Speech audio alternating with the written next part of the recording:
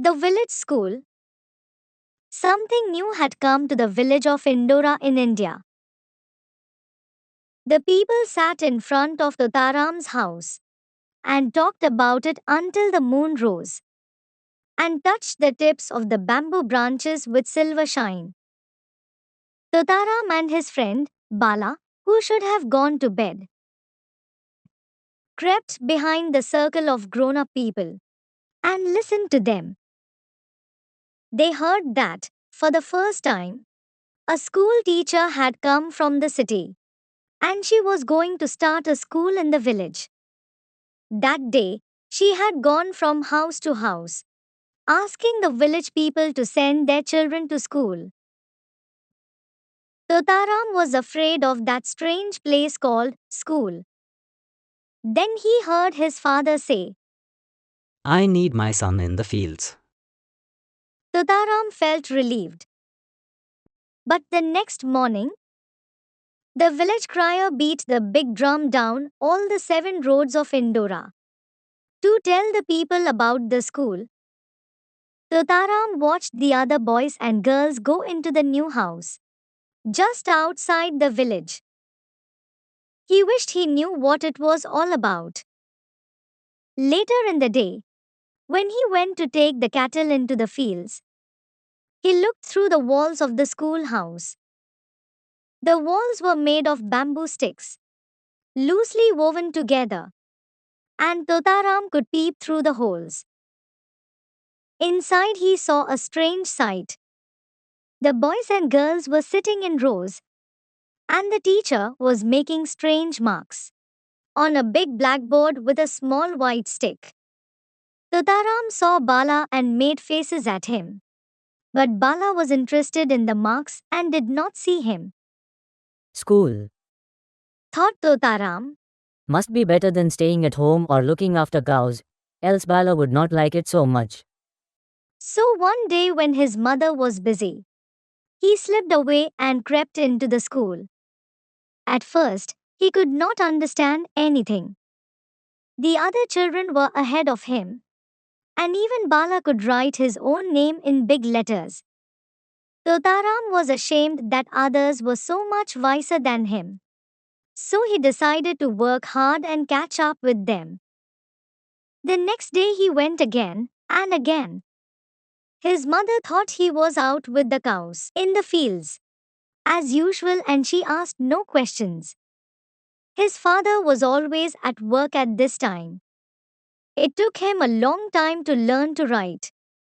The teacher often called Totaram's letters the tracks of birds and made him do them again and again. After several months, he could read and write a little. One day, when Totaram returned home after school, he found his mother turning a letter over and over in her hand. The man who read and wrote all the letters for the people of Indora was away. So Totaram's mother sat looking at the letter. Before Totaram thought of what he was doing, he said, Give me your letter, mother, and I'll try to read it to you. His mother was surprised. Since when have you learned to read? She asked. Totaram looked this way and that. He knew that the time had come to tell the truth. He looked into her eyes and said, I've been going every day to the school. While you thought I was out with the cows, I have been learning how to read and write. His mother asked. And what did the cows do? He said, We took turns, and while half of us went to school, the others watched the cows. Then, we watched the cows while the others took their turn at school. His mother said sadly, You've become a great sorrow to us. And your father will be very angry. Then she remembered her letter and gave it to Totaram to read to her. And as he read, she wondered more and more. She said, For years, the letter writer has written and read my letters for me. Here my own son sits like a scholar and reads to his mother. The times are strange. She was pleased with the news in the letter. It said her sister had a son. But she did not tell Totaram's father that the boy had disobeyed him and had gone to school. Some days later, Totaram realized that his father was in trouble. He knew it because his father sat silent and still for many hours. Totaram's little sister, Jaya, knew it too.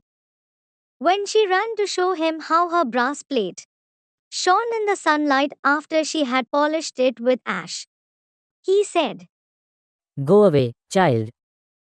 Totaram remembered that he had seen a stranger talking to his father. He had not liked the look of him. He called Jaya, and they ran away to the big banyan tree to talk about it. The banyan tree had long roots that hung down till the ground. The brother and sister began to swing on the roots and forgot to talk about their father's troubles. As they were swinging, Jaya looked up and said, Here comes our father and that strange man. Let's hide. They climbed up the roots and lay hiding on the branches above. The two men came and stood under the tree. Totaram held his breath. The strange man showed a sheet of paper to Totaram's father and said, All that you have to do is to make a thumb mark here. And I will lend you 50 rupees you need. What does the paper say? asked Totaram's father. The strange man replied, It says that in return for the 50 rupees I am lending you, you will pay me 2 rupees a month. Until you pay back all the money I lend you. Totaram could see what was written on the paper from where he lay. He jumped down from the tree excitedly and cried out.